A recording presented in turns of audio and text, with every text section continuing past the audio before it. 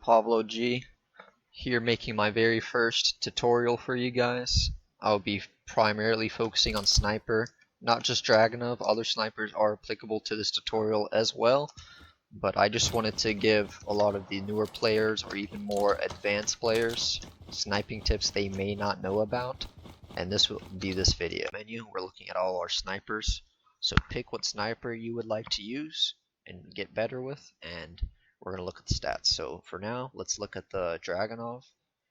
Very straightforward, simple sniper. It's a 2-tap to the body, 150 is going to be your one shot to the head. But you look at the other stats, you have 110 fire rate, so you're going to be getting shots out like a DMR. You have a fairly big magazine, so you can have prolonged fights. Your handling is suffering a little bit. We'll look into that later. And mobility. Mobility, this is going to help. All these combination of stats are going to play on how you play your weapon. So you're not going to play a Dragunov the same way you would play an ASR-50. ASR-50 favors body shots from particular distance. I would assume that looks like 60 meters, and vice versa. Once you get past 60 meters, you're going to fall off.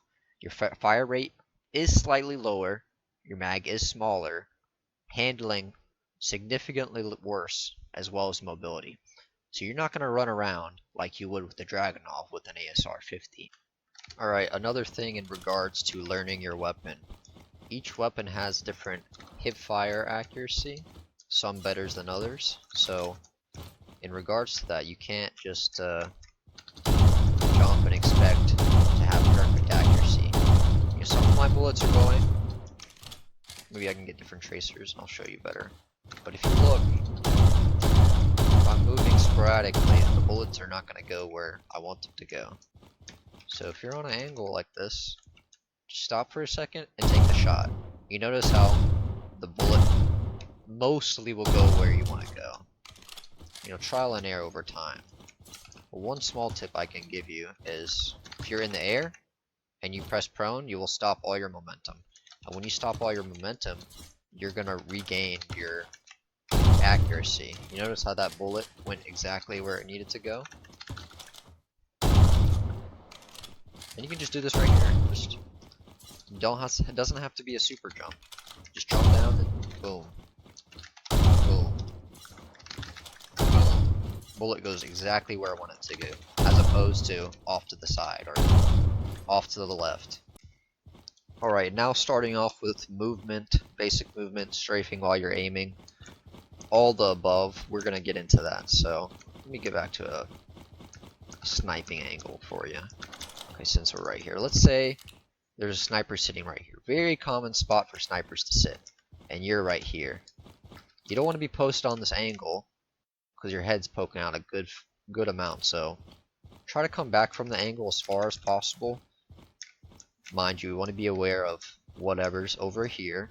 There might be a sniper here, might be someone here. Hell, there might even be someone here. So if you need to play close to the angle, it's not end of the world. But if you have the chance, play back. Next, what we'll do is, since there's a guy right here, we want to strafe and kill him. It's not common for him to sit still, but if it does, you have yourself a free elim. If he's strafing back and forth like this while aiming, what you can do, as opposed to trying to track him with your mouse, is you want to use your WASD and your mouse. So you'll line up the shot with your mouse, so you have a good angle right here. I'm not moving. All I'm doing is A and D, A and D. If you really want to, you can throw a jump in there. But if you are going to jump, you want to aim a little lower since there's a jolt. And when you fire, you have to fire at the apex of your jump. If you fire too late, you see where your bullet goes. If you fire at the apex, you have to be at the top of your jump before you shot. If you shoot too low, you're going to get this jolt, your aim is going to get messed up, and you're going to get shot. Alright, now we're going to get into some bit more advanced techniques as far as strafing and pre-firing an angle. Typically, this is fine for the most part. Most people you can get the shot on, but we're going to be fighting against a more experienced player. They're going to see your tendency, and if they're good, they're just going to one-shot you. or they're just gonna beam you with an AR. So what you can do is, instead of being predictable with your A and D strafes, just hold A a little bit. Just hold the angle. You don't have to jolt back and forth. That creates a predictive pattern.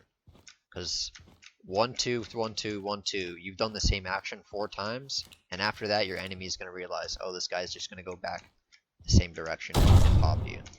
So what you can do is you can just hold the angle, jolt back, do it again, jolt back, do it again, and or what you can even do is you can jolt and then just do it the other direction.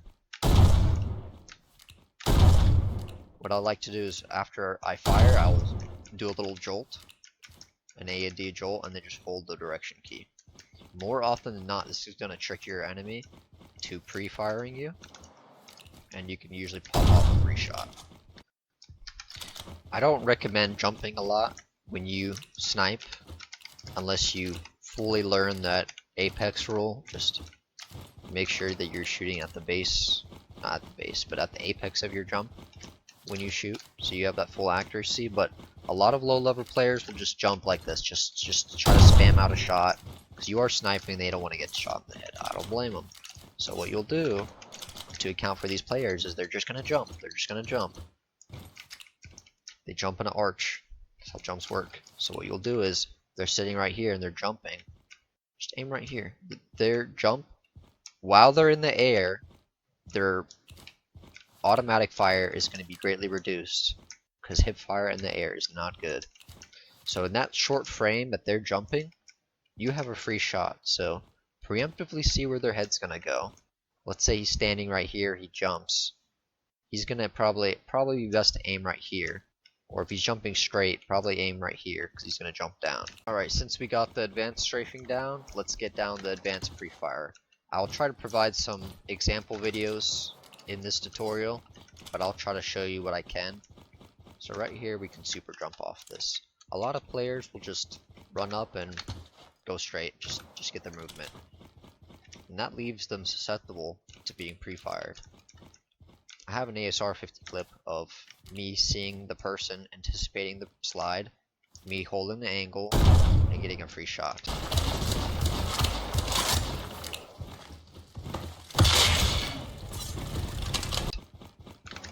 Same right here. They try to shoot out, just hold the angle. You want to just know the relative distance a super jump can create. Most people are playing like 100 to 200 FPS. It's very uncommon. A lot of people are playing 200 FPS. They might jump a little higher. But if you know the tendency of this player to super jump, just hold the angle. Or instead of holding this angle where they might head glitch, they're probably going to jump out at you. So hold the angle a little further out and anticipate it. And then boom.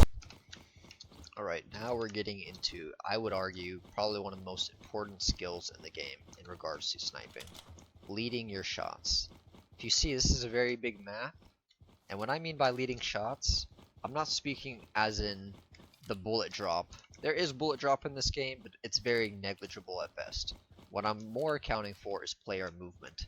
This game is slightly laggy, and players move very quickly in this game. So if you're going to fire at them, you're not going to hit the shot. You have to fire where they're going to be. So I will try to provide pictures of the models and their relative size to when they're doing a particular movement. If you look, I'm sliding, I'm at crouch. So my head hitbox is not going to be in the same spot, it's going to be lower. So if a player is sliding, instead of aiming for the head, you'll aim for the chest and aim a little further out. This will take time. I can't just tell you the exact spot where to aim. I can kind of give you a general area. Some snipers do have lower velocity, you will have to account for. But most snipers in the game have very fast velocity, and you should just be able to preempt the bullet. So let's say someone's running, they're just full sprinting. When you sprint, your head goes slightly down. So instead of aiming like this, you want to aim a little before and a little down. And they will run into your bullet.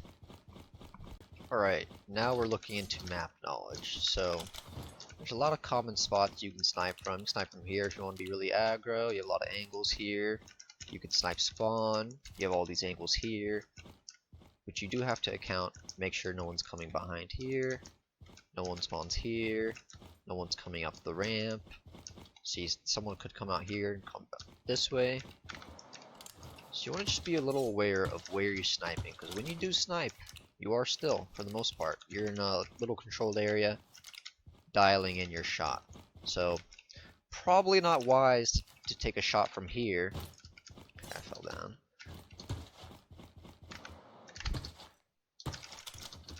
Probably not wise to take a shot here, since you're exposed to this guy, you're exposed to this guy, you're exposed to any potential snipers here. But if your team's pushed up this far out, maybe taking this angle isn't a bad idea. Since you have a sniper, you should be effective at most ranges, so you don't want to be too close to the fight unless you're really confident. Let's say you get a body shot on a guy, you slide down and hit him, you're good. Then you want to be able to be in a position where if 3 people jump down here, you're chilling. You're not going to get beamed. I can automatically dip down here and run back.